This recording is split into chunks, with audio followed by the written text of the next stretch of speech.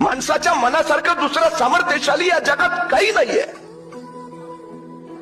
या जगाचा विध्वंस करायची ताकद कुणी अणुबॉम्ब मध्ये असं सांगतं, पण अणुबॉम्ब पेक्षा महाभयानक जर काही असेल तर ते माणसाचं मन आहे. प्रचंड सामर्थ्यशाली आहे ते. या जगात दुसरा कुणी तुमचा पराभव करू शकत नाही. या जगात फक्त तुम्हीच तुमचा पराभव करू शकता.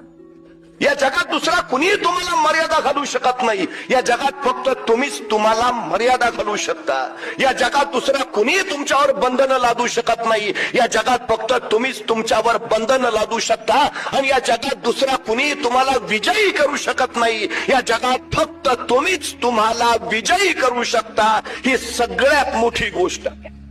वीराचार्यांनी तो संदेश लोक माणसांपर्यंत दिला. तुम्हाला घडवायला कुणी अवतार येणार नाही. जगातली सर्वोत्तम निर्मिती जर कुठली असेल तर स्वतःला घडवणं.